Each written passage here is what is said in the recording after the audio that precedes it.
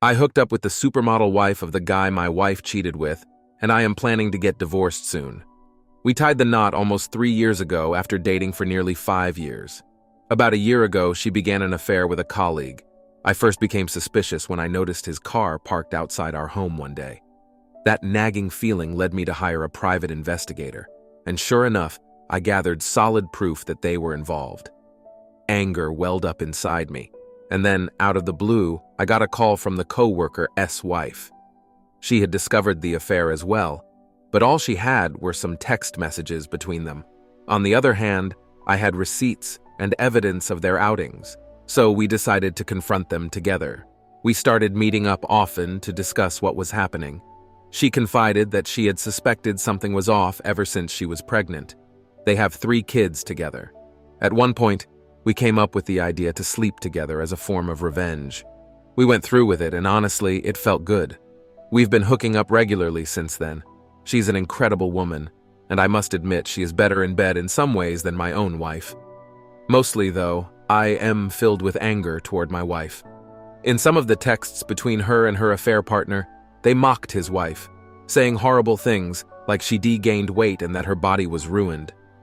It's hard to believe my wife would say such things about another woman. She even made cruel jokes about my fertility issues, claiming I am not a real man because my chances of having kids are low. I don't feel guilty about my own affair. I actually enjoyed the sex life I had with the co-worker's wife much more than what I had with my own. My wife hardly ever gave me oral, but she always expected me to do it for her. At least his wife was enthusiastic about it, and it was the best I've ever had. Now she wants to tell her husband about what we've been doing. I guess we are both exhausted from this revenge affair, and it's gotten to a point where we can just stop. We were both so caught up in getting back at them that it became almost addictive. I am planning to confront my wife soon. I've already got the divorce papers ready. Since we don't have any joint accounts or shared assets, it should be a straightforward process. The co-worker's wife might face some challenges because of their kids, but she has the power to make him pay. I know this probably makes me sound like a terrible person, but I've already checked out of my marriage. I handed her the divorce papers on July 16th. I had to delay a bit to get a few things sorted out first, so I ended up serving the papers at her workplace. When she came home, I had already packed up her belongings and told her she needed to go stay with her dad. As expected, she did the usual routine, begging, apologizing, and even blaming me for her affair. I was ready for all of that. She was stubborn, though, and insisted she wasn't leaving and that she'd fix our marriage. I reminded her that the house belongs to my parents, and their names are on the deed. If she didn't leave, I could easily have her evicted. I had already called her sister thinking she'd come to take her away, but instead, her sister turned on me, saying I was a bad husband for giving up on my marriage so easily. When I got a bit petty and told her it's pretty hypocritical coming from someone who left her husband for his cousin. Looks like she's following in the family footsteps. She hit me, and I told her this was her final warning, or I'd report her to the police for assault. After she left, the messages kept pouring in. I didn't block her because I wanted to screenshot most of them. She was sorry, begging me to take her back. Then she switched to mocking me, saying she never enjoyed our lovemaking and that she and her affair partner had sex on every piece of furniture in our house. I'm not sure how much of that is true, but I am replacing the furniture regardless. I wanted to tell her that her affair partner's wife and I had defiled her car by having sex on it, but I held back. The most recent time we talked, she apologized once more, and this time, it seemed more genuine. She admitted that she let things get out of hand and revealed that she has been considering having kids lately. As Ivy said before, I am unable to have kids, and she was fully aware of that. She originally said she wanted to live without children, but now in her mid-30s, she has developed a strong desire to be a mom. The fact that I couldn't give her that pushed her to cheat as a way to cope. She said she was wrong, and that I was the best partner and husband anyone could ask for, but she just wanted more. I asked her why she didn't just talk to me about it. We could have adopted or gone to a sperm bank. I then asked if she was pregnant. She hesitated, but eventually murmured, "Yes." I knew right then it wasn't my baby. Any hope of reconciliation was gone. Imagine if I hadn't discovered the affair, she would have tried to pass this pregnancy off as some miracle baby. I just congratulated her and wished her well with the baby. I want this divorce finalized as soon as possible. As for the affair partner's wife, she also served her husband with divorce papers and is ready to take him to the cleaners. She's not backing down. I've only talked to her a couple of times since then. She vented a lot about how she wasted her best years and youth on a man who turned out to be disgusting. She even mentioned how she gave up her modeling career to be with him. Honestly, I still think she is attractive. We haven't had much contact for a while. There was one time she drunk texted me, sending a sleazy picture and asking me to come over. I declined, and she later apologized for it. We're not planning on dating anytime soon, not until all the divorce proceedings are wrapped up. But I do miss her quite a bit. Now on to the next story. Story 2. My wife betrayed me with my best friend. I'm going to ruin your career and make sure everyone knows what you both did. Jack and Emily, who are our dearest friends, have felt like family to my wife and me for many years, ever since we became neighbors. The four of us were practically joined at the hip. Our kids are the same age as theirs, and they all became fast friends. We were like one big family. We had dinner together a few times a week, and we even went on vacations as a group. I really considered Jack to be like a brother, and my wife and Emily were just as close. 5 months ago, I was completely blindsided when I discovered that my wife and Jack were having an affair.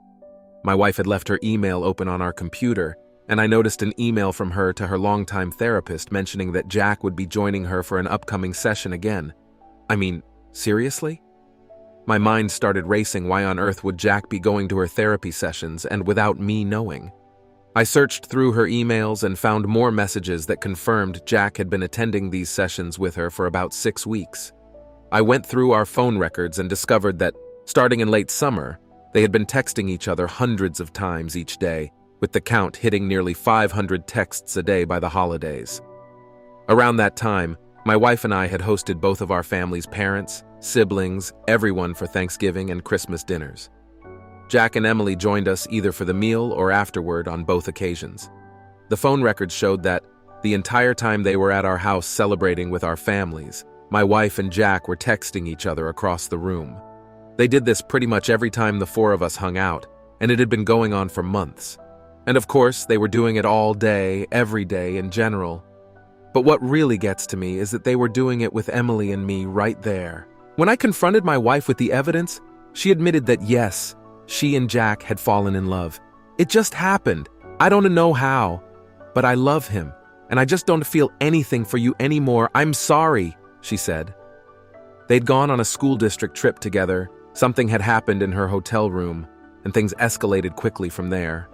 She explained, while I lay face down on the couch, unable to look at her, that they had already made plans to move out and divorce me and Emily. While they didn't intend to move in together right away because of the kids, they figured it would probably happen eventually. According to her, the sessions with the therapist were mainly about finding a way to break this to me and Emily as gently as possible because they were so concerned about our well-being. Emily and I are pretty sure they never planned on telling us about the affair, and were just going to discover their feelings for each other down the road after they had come up with some other excuse to leave us. My wife moved out 2 months ago. I was, and still am, completely devastated. I cry every day. I even cried while writing these first few paragraphs. I'm always concerned about how this will impact our kids, but I'm not someone who just sits back quietly when I've been wronged. And in this situation, I was very, very wronged. A couple of years ago, Jack decided to run for a seat on the Board of Education, even though he was considered a pretty unlikely candidate. I helped him out with his campaign materials and debate preparation, and my wife, who was well known as a school district employee, this detail becomes important later, did her best to spread the word. Surprisingly, he ended up winning, but just barely by a few dozen votes. Once he was on the board, it quickly became the center of Jack's life. He joined every committee he could. This led to the beginning of his affair with my wife, as they were constantly attending school events and meetings together during the evenings and weekends. After I uncovered the affair, my mind swiftly turned to thoughts of revenge, and I realized that an extramarital affair between a Board of Education member and a school district employee was at the very least a bad look politically, and it might even have violated district policies. To make matters worse for them, my wife was in the running for an open administrative position, and everyone knew she was practically guaranteed to get the job, along with the significant pay raise that came with it. She had just completed her Master degree in school administration, encouraged by her principal and the superintendent so she could step into this specific role.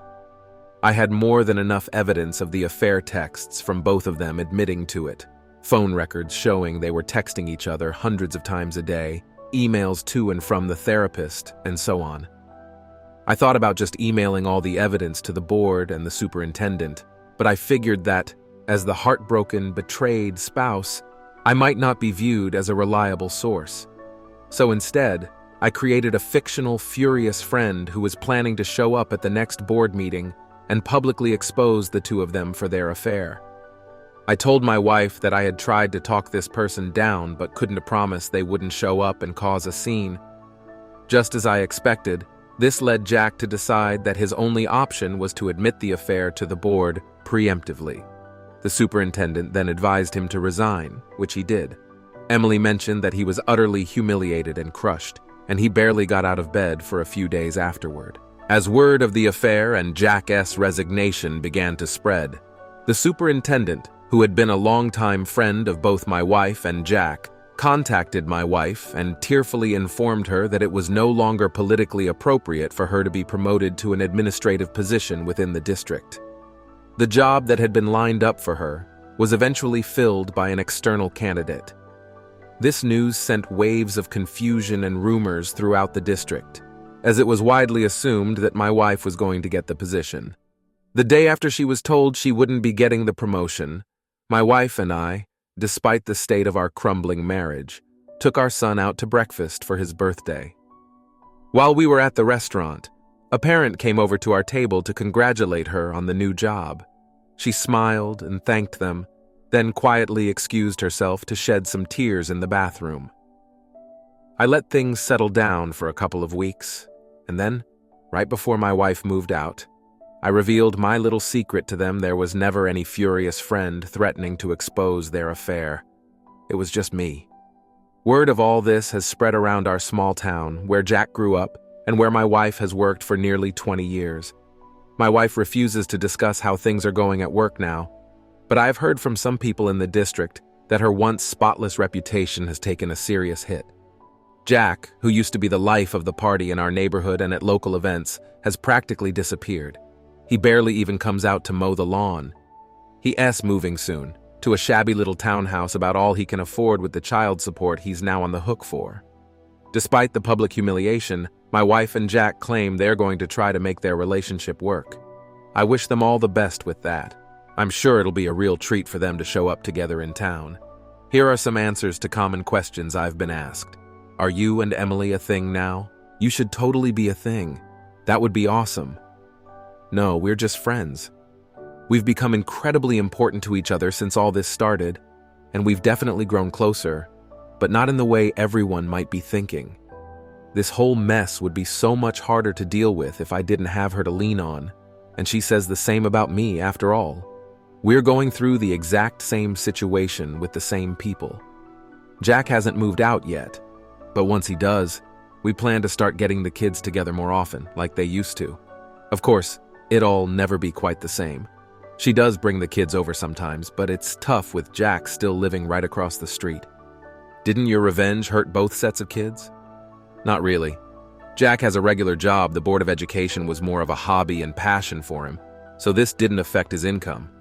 And my wife has been assured that if she wants to pursue an administrative position in another district, she'll get glowing letters of recommendation from her superintendent and principal. She'll have to give up a lot of work relationships in the process, but with her reputation taking a hit, I am guessing she will make that move sooner rather than later. In the meantime, not taking the administrative job means she still has summers off to spend with the kids. Why do you call her your wife instead of your ex-wife? We're still working through the divorce mediation, so it's not final yet, but it will be soon. Why didn't you notice all the texting your wife was doing? Well, I did notice. and it was really starting to annoy me. It was excessive. She has a big social circle and tends to text a lot anyway, but it was getting way over the top, to the point where she was completely ignoring me and the kids. At one point in November, I asked her to agree to a no phones at the dinner table rule. She reluctantly agreed. But then she'd just sulk through dinner, and eventually she started using her phone during dinner again. All that said, I was blind. Not only was the texting getting strange, but her relationship with Jack was starting to make me uncomfortable. Emily noticed it too and agreed. We confronted them a couple of times about it directly, and they both swore up and down that it was just school stuff they were discussing, nothing else. And for whatever reason, we believe them, probably because it is easier to ignore what you don't want to see.